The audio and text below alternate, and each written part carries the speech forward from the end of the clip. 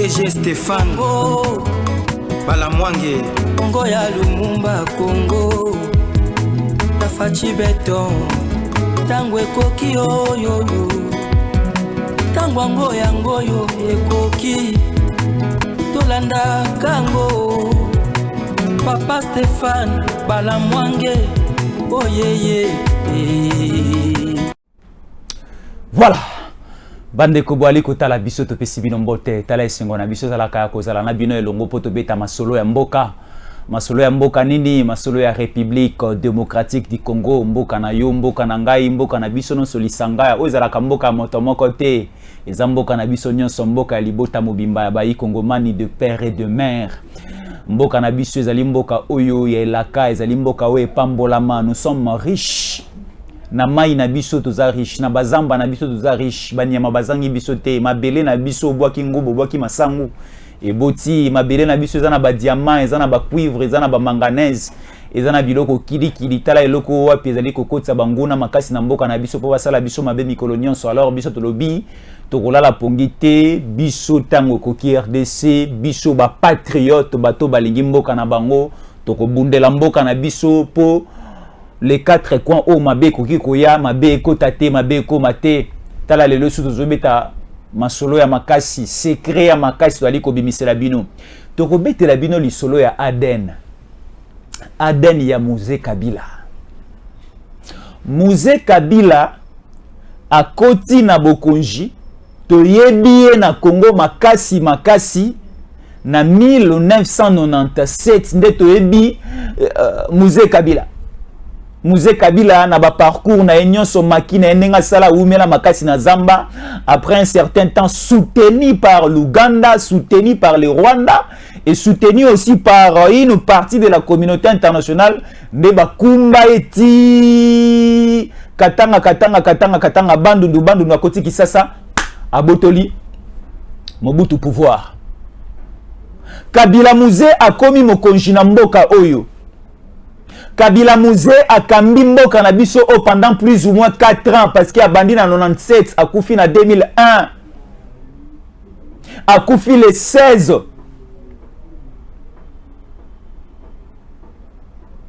Tala le toali ko beta masolo ya Kabila Mouzé. A koufi le 16 janvier 2001 ne accueilli. Et subitement tomoni mboka na biso babimiseli biso balobi pas question d'aller, pas question de retour, pas question de décollage, pas question d'atterrissage. Toutes les frontières resteront fermées jusqu'à la nouvelle ordre. Et à un certain moment, Tomoni Babimi Selibiso Mokonjasika, répondant au nom de Joseph Kabila Kabangi. Talawa pi place makambo na biso ya masolo le bandi. Mboka na biso infiltré à un degré incroyable comme pas possible. Mboka na biso bapaya bakoti jusqu'au niveau ya moi l'épinière. Tina kata misisa pe makila ya mai ya mboka na biso infiltration comme pas possible au niveau de l'armée, au niveau de la police, au niveau ya territorial, au niveau ya ba régie financière, à tous les niveaux, même au niveau yaba on a tu koloba ya territorial, même ba chef de territoire et comment qui bétranché. Donc c'est-à-dire mboka na biso et comment qui bloqué à un degré incroyable bande kolanga boali kota la biso. Infiltration comme pas possible. Donc to moni to zalaki na Mouzé Kabila kufi mais to ebi banati. Donc c'est-à-dire matanga et salami to ebi ngona katsa mboka na biso culture na biso zalaka soki tata akufi ba kokololo ba koko na ye ba yaka kokanga mufinu kwa cercueil te cercueil boko kende nango te boko kende kokunda te ti boko bimisa makasu ti boko bimisa manda nde biso ba koko to zungisa bino mufinu kwa cercueil mais etikala jamais ko salama na liwa ya Mouzé Kabila, etikala jamais ko salama. Alors, je me pose aussi la question de savoir, je vous pose aussi la question, biso bayi Kongomani toali ko solo lankata tango koki RDC.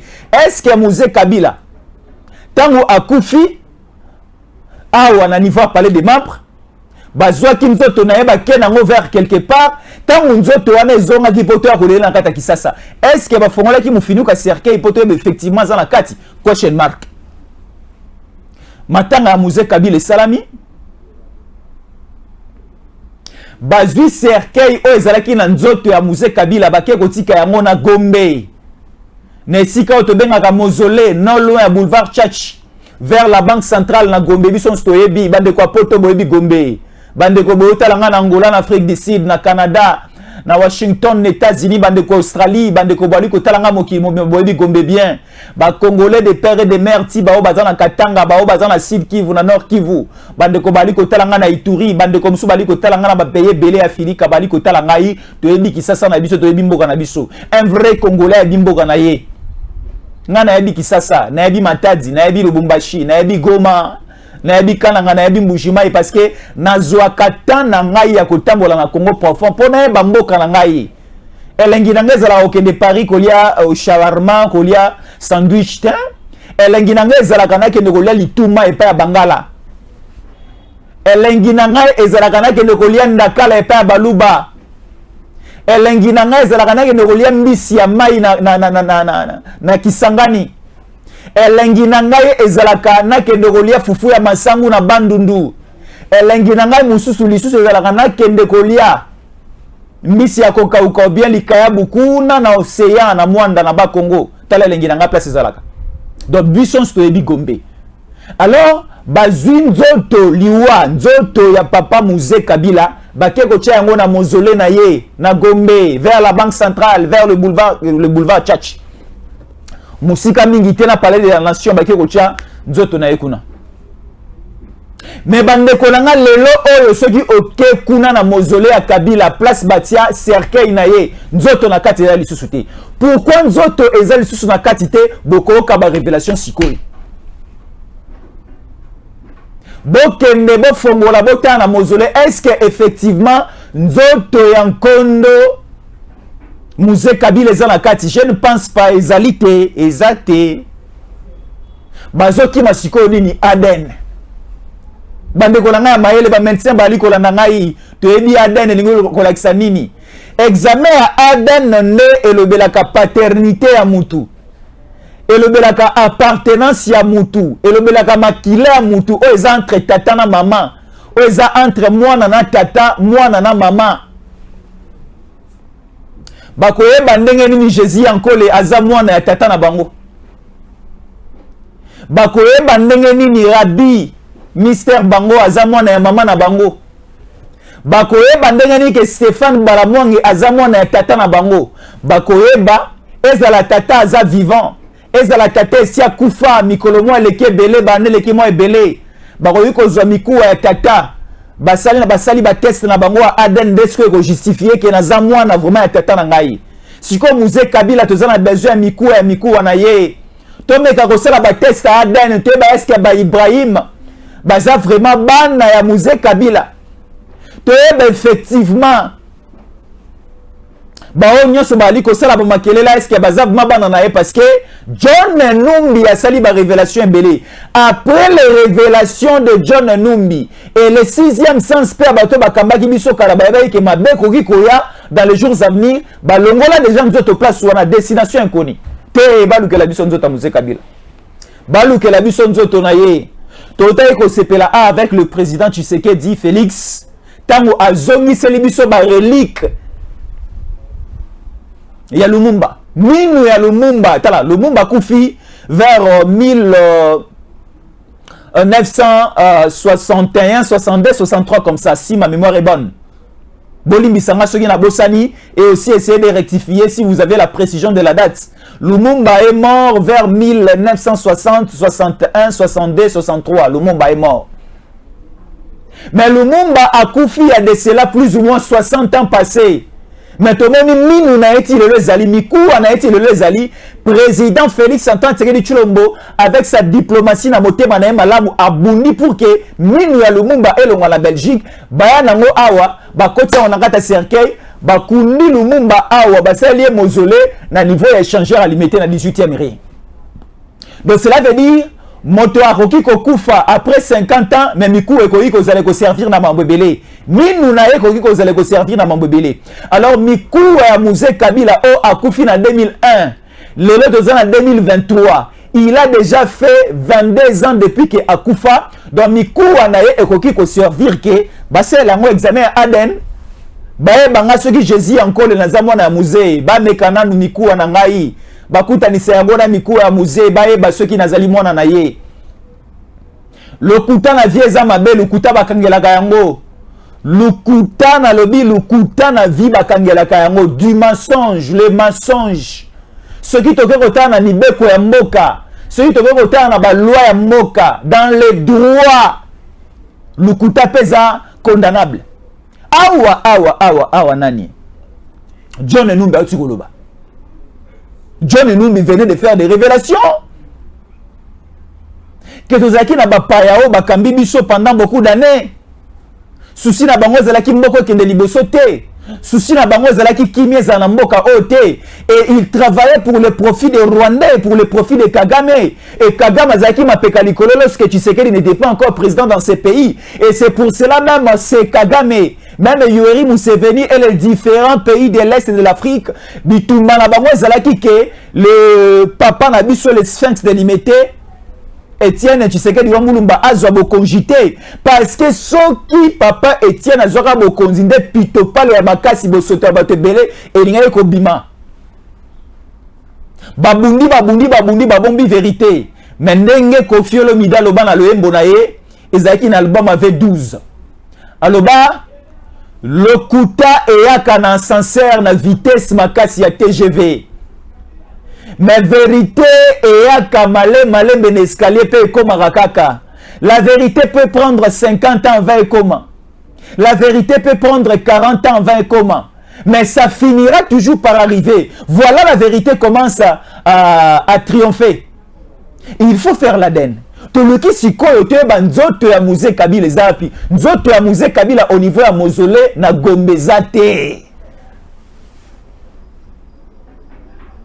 Moi, je me disais, tant où ezalaki chaque le 16 janvier, bandeko bazokene na mausolée ya Mzee Kabila, bawakene kosala recueillement, je me disais, est-ce que na kati ya sanduku oyo, est-ce qu'effectivement Mzee azali, parce que tout le monde a un sanduku, ba finiki yango drapeau RDC, est-ce qu'effectivement nzoto ya motoza na kati, on ne sait pas. Mais biso tolingi totala sanduku wana bayi kongomani bazana besoin ya sanduku wana il faut te ba tata na mwana na ye te ba mwana na tata na ye te ba pe mwana na mama na ye mama sifa pe faut basala ye ADN to le bien mama sifa pe faut basala ye ADN. Mzee Kabila loko esi akufa nzoto na ye quoi qu'est-ce qu'on dit âme na ye pe malakimia mais tozaka na besoin de mikuwa na ye. Tozotamo mukuwa moko alipeka obemo mukuwa moko alokolo tokatika mo mukuwa ndamu tokende sala ngo examen ADN ekozala makasi mingi koleka malamu mingi koleka. C'est très important parce que mboka o ekoti infiltration mboka o lukuté komi makasi lukuté komi vérité komi lukuta. Donc c'est-à-dire omususu bande comme mususu balingi sous vérité te place ya koloba vérité ceux qui okomi ko toucher oloba vérité bakoluka ba éliminer yo bakoluka ba boma yo bakoluka ba étouffer yo bakoluka c'est-à-dire o exister lisusu te po banganza makaka na kobomba vérité. Mais on dit bokoki koboma 150 Congolais 1 million de Congolais, la vérité finira toujours na kobimaka. Lelo guerre tozana na kati ya mboka na biso. C'est l'une des causes où il faut d'abord tobanda ko buka ba hôtel na yango, tobanda ko buka bitumbeli na yango, ne balobaka pa bande ko na biso ba chrétien. Donc c'est-à-dire dans la vie pour être délivré dans la vie, à un certain niveau, il faut que luka source y a problème na wezawapi. Biso tozo lukara ko kende ko soma mando ki to bunana ba M23. Tozo lukara ke non ko recruter ko former ba militaire na biso. Oui, c'est bien bon. Il faut maintenant connaître la vraie cause. il y a problème, il y a agression rwandaise et banda wapi sala makandenge nini place wapi tokoki ko simba directement to silisa problème oyo tokoki ko sala ta 150 200 dialogue avec les M23 avec Kagame lelo toko pesa même mabele ya Masisi mais problème na yeko aussi la ta koluka so azwa Goma akoluka azwa Bukavu akoluka azwa Kisangani akoluka azwa Équateur azwa Boende donc ça dit akoluka azwa mabele na biso malé métier reconquérir République démocratique du Congo Mobimba. Alors le mieux à faire c'est quoi? Le mieux à faire même chez le médecin Ezalaka pour bien traiter la malaria, il faut commencer d'abord à identifier cette maladie. Comment est-ce qu'on identifie la maladie? Par les examens. Au sali examen, au sali diagnostic, au tali bendi makila, au bendi mwama ya nzoto, au meki kokelikisa na ba pareil, na ba microscope, au tali ceux qui ezali microbe nini, au tali ceux qui ezali typhoïde, au tali ceux qui ezali malaria, ceux qui pesa virus à VIH, au koyeba sikoyo munganga koyi kopesa kisi nini pona kosisa bokono na nzota mutu. Siko bokono oyo insécurité a beaucoup fiance. Donc c'est-à-dire il y a instabilité sécuritaire na kati ya mboka na biso. Il faut d'abord commencer à faire des études approfondies koyeba insécurité problématique au dans na kati ya mboka a beaucoup fi agression rwandaise et bandi wapi et comment est-ce que tokoki ko tia kisi na pote agression rwandaise au po ekauka définitivement. Problème ou agression rwandaise, c'est d'abord en interne.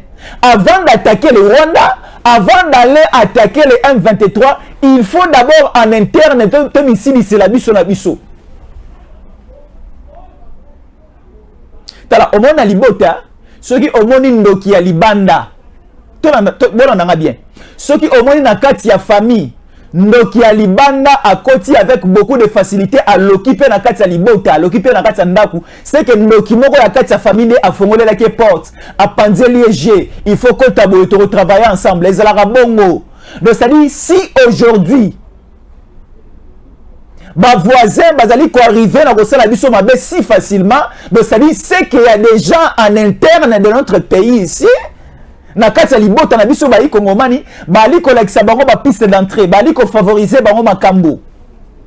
Alors il faut commencer d'abord à dénicher, il faut commencer d'abord à chercher toba où se trouvent les problèmes na kati na biso moko. Ezala ndeko moso ali ko bela bali ko bobo malade ko kufa yo moko na kina ndeko nanga mo azali ko bela malade ya makasi mali ko bomba malade ali ko bomba maladi sibitima ko kufa wabi o mais abela kita kufi non abela ki mabombela ki binonde. C'est ça aussi notre problème. Toza na problème moko en interne, ezana bato fo ba kanga, ezana bato fo ba tia maboko, ezana bato fo ba kotsa bango na kati ya boloko, mais biso na biso no ba kanga ete, ba simba ete, ba sala boete, bozo protéger parce que bino bozali kofi ba mo miliki ya mo moke, ya ba bien nyoso o ya yiba na kati ya bomengo ya Congo. Mais toko kufa biso no selongo. Te Aden fo salama. Aden n'est pas Mouzé Foy Salama. Et Foy Salama. Dans l'anda, une fois, le fils de Mouzé, Bolimi Sangay, Ibrahim Kabila. Ibrahim Kabila, à l'équipe de Konabiso Israël Moutombo, avec un tangwa, le bique, non, il faut que tout ça la Aden. Oui, tout ça la carte, tout ça. On dit, hein? Il y avait, si nous lisons la Bible, Bolimi Sangay, Nazam Osala Nzambe Tema, nous allons comme ça pour essayer d'arriver à un raisonnement net ou faire comprendre sur la pensée ou de limite de transmettre. Dans la Bible, il y avait une histoire entre deux femmes qui sont en maternité. Moi, si mon corps est en maternité, aboti malamu. Et moi, si je suis ami bala en maternité, aboti na epe malamu, alaleli mwana na akufi. Siko oyo alalela ki mwana na akufi azu mwana na o akufi alekisi na ngambo ya mwana mususu ya mama mususu abotoli mwana mususu ya batu ya pembe ya malamu azu ya tche na ngambo na ye. Siko mama o mwana na zaiki na bomoi akomi kotala me o aza mwana na ngai te ba changer ngai mwana. Et bendi siko makelele entre les deux mamans. Bakomi ko benga na bakomi ko swana ti bake pa bazuzi. Oh alobi oh mwana na ye. Oh alobi oh mwana na ye. Zuzi a commis na maele commis na souka. A habité au alobi yaye. Au koto alobi yaye. À l'époque aussi, il n'y avait pas de test ADN. Pour te ben na makila et pas moi na oyo, to zola makila et pas maman oyo, to sa nisana au koto, to sa la test, to ben effectivement ce qui moi na oaza nani. Il n'y avait pas cette technologie na niveau de médecine à cette époque-là parce que c'était dans l'ancienne alliance. Ceux qui viennent dans la nouvelle alliance, je ne sais pas. Alors, Zuzi alobi, lokola yo alobi ke o mwana na yo. O koto alobi ke ye mwana na ye. To zo mwana ngo kasi, to kata ye na katikati zolo boye monoko boye lito iboye libumu boye motolo boye lokolo boye boko lipeka boye. Moto na moto azwa par na ye. Yo mama ozu par ya gauche, yo mama o koto ozu par ya droite parce que o azali koloba ye siko to kopesa nani. Mama kolo mwana alobi ke non, Zuzi na ko sepela mwana na ngai ye azwa ye kaka na ko sepela na mwana na ngai akufa te ko sala ngai pasi. Na mwana ga mwana na ngai akola tala musika e ko sala ngai lenya ko mona image libumu na ngai ona memaki pendant 9 mois. Maman mususu o azakolo mwana te azali ko insister kaka to kabola ye moto na moto sa parti na ye. La sagesse mena ya Zuzi est jouée et kondimisere ke moto o azali mokolo mwana eza moto o azali ko boya baboma mwana ba diviser mwana par deux parce que yende azana souci ya kilo o amima na libumu na ye pendant 9 mois. Tala Kabila fo basala ka test. Kabila photo luka mikuwa na ye et bembe na ye ezali wapi cercueil na ye ezali wapi ti lelo to yebaka te est-ce que na palais de la nation wana est-ce que na mausolée wana esika batia sanduku est-ce que nzoto na ye ezali oyo ya papa Etienne Tshisekedi soki toza na besoin na yango tokokende na komi na ntsele mausolée eza kuna na kofongola na benda ta mwa poso ndambu na ye mpe na sali ADN na ngai na président Félix Antoine Tshisekedi Tshilombo ça va tomber net. Mais siko ya bino tokozwa mikuwa wapi nzoto eza lisusu te parce qu'il y a des révélations de John Numbi. John Numbi continue à parler. Au monde na vie na vie problème ezalaka ni e koki kozala oye obetelinga lisolo ozunga mutu na confiance mais ngai pe nazana mutu na nga musu ya confiance ona okende kobetela les mêmes lisolo oyo kobetela ngai. Tanga na ko betela moto na nga ya confiance wana pe ye pe azana oya ye ya confiance okende ko betela lisolo oyo wana pe akabeti ona pe akabeti ndetala likamu pe bisike panzanaka. John Numbi bazwa ke moninga malamu. John Numbi bazwa ke moninga ya sécurité, bazwa ke moninga ya secret. Mbalobi mopaya bayambaka na miliki. Mais après quelques temps, aye ba rappel zela ya pompi. Moi c'est asika ezalaka bongo, moi c'est asika ezalaka moi $50 à transport, moi 1000 ki air nyonso. Mais ce qui moi c'est a commis à kala. Ou bien ce qui da boye bani intimité comme ayo mo kene na pompi. Ou bien le lombongo ezate zwa 50 francs bien 150 francs ya moto le lombongo ezate ou pe otambola makolo ali ko bela te sala pe gymnastique, sala pe footing ezalaka pe moi motu ya makati pona santa moto. Donc ça dit tangu babandi ba cop na bango tout au début. Tango bango wana babandi ba cop na bango nali ko tanga komba moto te me boyebi batoto wali ko beta lisolo ba o ba trahisa mboka na biso ba o ba kunda mboka na biso ba o ba boma mboka oyo boyebi batoto wali ko lobela mboka o ko ngai ko zaneta o to sala ngo lelo te na mboka na biso o bana kelasi ba ko tanga na se na mabele boete na mboka na biso tokoki kozanga lotili ki courant te na mboka na biso tokoki kozanga mai ya komela te na régie des eaux lelo na kisasa a okomona bato nyonso tongo na babido bali kotya moto bana basi bakomi bapake lokola bana mibali. Pourquoi? Parce que bali komi ba charge mai. Donc ça dit mboka oyo bakundaki babomaki yango na koya kobeta masasi na émission ezali koya na DGSDL na koya kobeta pe masasi DG ya régie des eaux courant ezali lisusu te mai ezali lisusu te. Pendant que nous avons un barrage à Inga, Kakobola ezali, Zongo na Congo ça. Donc ça dit, nous avons un barrage oh, ceux qui t'ont entretenir yango malamu, ceux qui t'ont sokoli ba barrage yuana, t'ont renforcé yango na ba turbine mususu, t'ont tué ba matériel ya sika, qui ça oh gozanga l'utilikité, Congo central gozanga l'utilikité, kasa imunena ekozanga pe lotilikité miba na biso oyo miba oyo eza na mbujimai ekoya elala ponani parce qu'il n'y a pas de courant. Le courant, l'électricité apporte le développement. Ce qui nzela ezali bien construite, si la route est bien construite et s'il y a aussi de l'électricité, il y a déjà ce que nous parlons, il y a déjà ce que nous parlons du débit, il y a développement. Je le répète, si il y a de l'électricité bien installée, si il y a la route bien construite, là nous parlons déjà du débit, il y a développement à quoi mon donné. Et si kabatongi nzela, et si kabatie courant, batie na mai, motakobo ya kovanda na zate. Si kobotie la biso courant na Kasai. Bana ya bandu nukikwiti, bandu nuville bali kole la courant, lotili kezate. Bato tovani na bango mikole belé, bambule belé, batikali kosala ya moté. Mais avec les 145 territoires à Mokonza Mboka, to moni ba territoire, ba mboka mususu oto bandai koboya, ba logements sociaux comme kobota comme ba champignon. Ba école et comme kobota lokola ba champignon. Ba bâtiment administratif comme kobota. Donc ça dit, nous avons besoin de voir ça.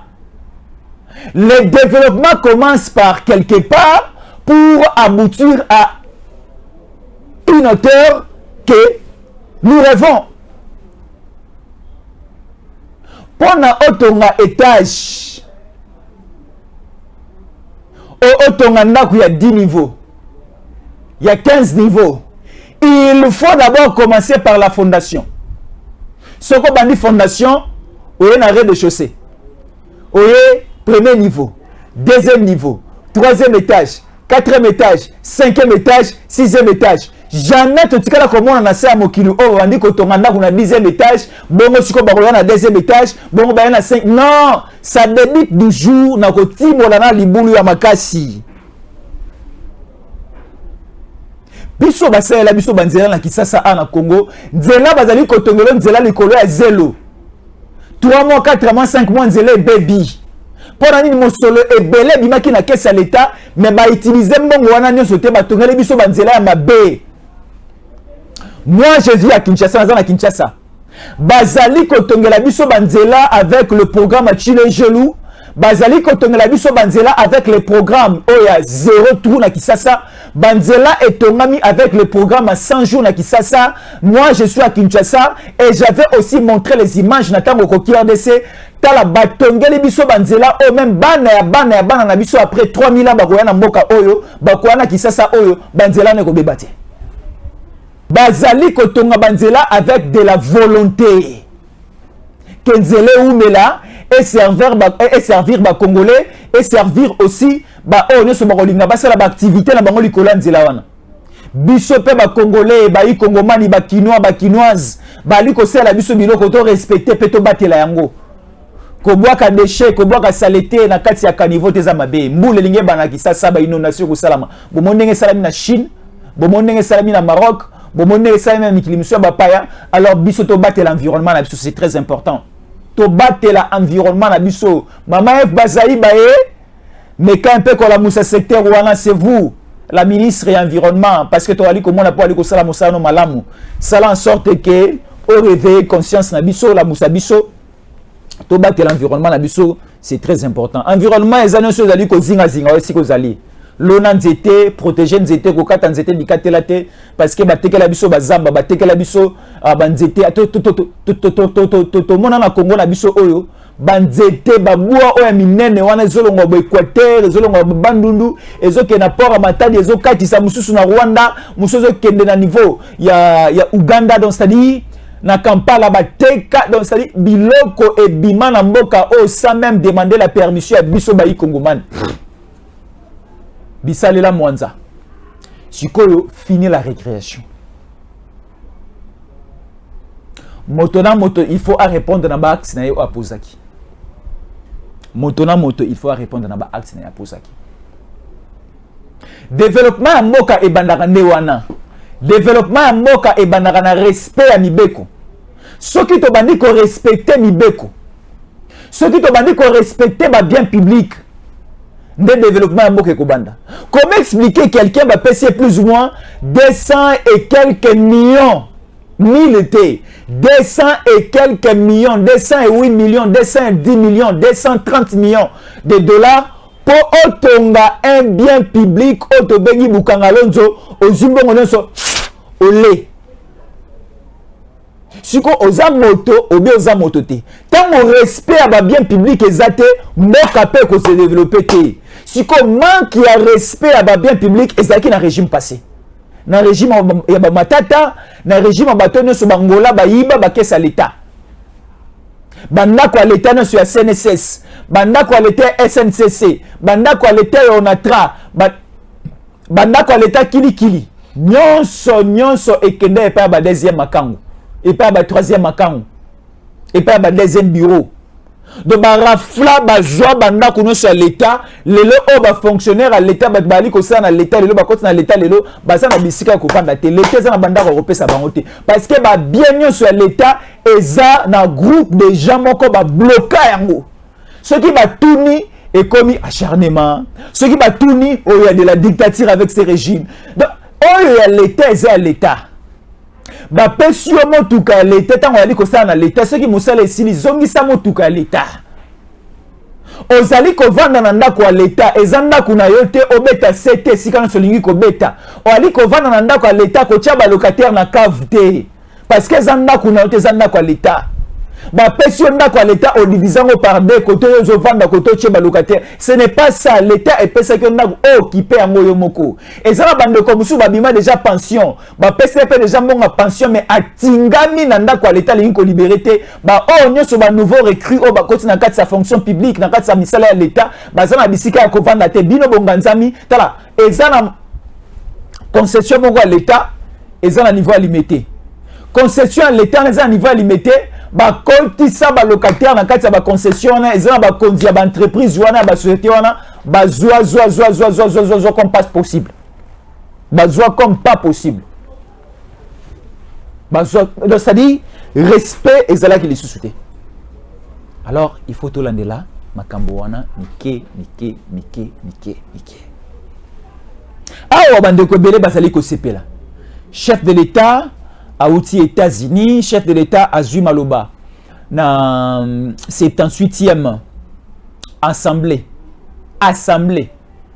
Ante, mais non, Assemblée générale des Nations Unies, Mokonzamboka Azui, Mokonzamboka le bel départ à MONUSCO, ce n'est plus question en 2024, mais c'est une question déjà fin 2023 où il faut commencer déjà à libérer, il faut déjà commencer à quitter les sols congolais.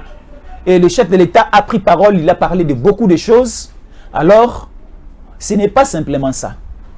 En interne aussi, il faut essayer de réfléchir. Oui, le chef de l'État a parlé à l'externe, mais en interne aussi, il faut réfléchir.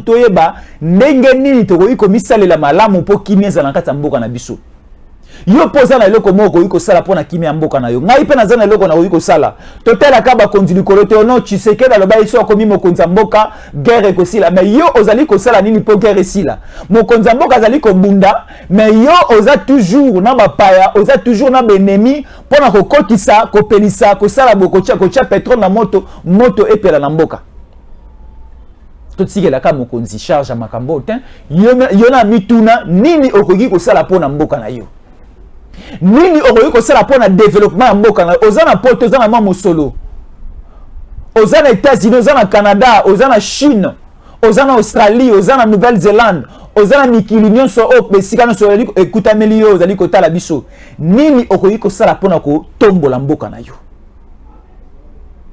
ezaka ateke oya okoma chef de l'État ezaka ateke oya okoma ministre ezaka ateke oya okoma mandataire ezaka ate oya okoma mokonji mais kaka na statut na yo zali nini okoki koya kosala na mboka na biso po mboka ekende liboso c'est ce qui est important total la ka mokonzi te total la ka ba konzi te mais à ton niveau qu'est-ce que tu peux faire pour le développement de ton pays à ton niveau qu'est-ce que tu peux faire pour que kimia ezonga na mboka na yo? Nous parlons de l'insécurité, mais FARDC ezali, police ezali, service à sécurité ezali, mokonzi mboka ezali, gouvernement ezali, mais à notre niveau d'abord, nous la population, nous les Congolaises et Congolais, nini tokoki kosala pour que kimia e umela ekota e vanda na mboka na biso. C'est très important. Réfléchissons de cette manière. Réfléchissons de cette manière, c'est très important. Bandeko boali kotala biso. Bolingo mboka nde yangwana. Bolingo mboka eza bolingo o e botaka le vouloir et le faire na mitema na biso. Donc c'est-à-dire, tu as un souci là que mboka na yo et se développer, tu as un souci banzela itonga makiela c'est salama, ba opito salama et ba standard nyonso ya malamu otomona na mikili ya bapaya ekota pe na mboka na biso. Eza nazana besoin opération tel, nazana besoin soin tel, nazana besoin eloko boye na kuti yango déjà na mboka nanga eza bien asi. Eza la teke totel la ka batalibanda mais to comme peut-être tu as besoin de quelque chose et tu trouves la chose au niveau de ton pays et eza eloko ekosala esengo na biso nyonso. Donc tu es à l'extérieur, oza miso le belé, oza na maele belé, oza na ba compétence ya makambo belé ko ekosala pona mboka na. Venez apporter quelque chose ya sika pour esunga mboka na yo ekende liboso. Esengo ya mboka na yo, bonheur ya kotombo ya mboka na yo eza esengo na biso nyonso. Soko za vrai Congolais de père, de mère et de terre et ekosala biso nyonso elongo esengo ya ko évoluer de cette manière. Mokonzi mboka ko yikoloba no so yikoloba akoyi ko déclarer no so yiko déclarer mais accompagnement ya makambo nyonso wana eza biso ne to ko accompagner to ko pesa force to ko pesa makasi. La force d'un pays dépend aussi de sa population. Force ya mokonji, ya président, ya roi, ya nani, ya empereur, ya mboka moko songolo mpakala et dépendra pe na peuple naie na population naie. Tellement que le peuple d'Israël qui déterminé à kobimana boumbu Égypte et qui derrière Moïse et c'est pour cela penser na bango et aussi détermination na bango et concrétiser qui est le ko obayaki nango besoin. DG Stéphane Balamwange Congo ya Lumumba Congo Tafachi Beton Tango ekoki yo Tango yango ekoki Tolanda Kango Papa Stéphane Balamwange oh yeah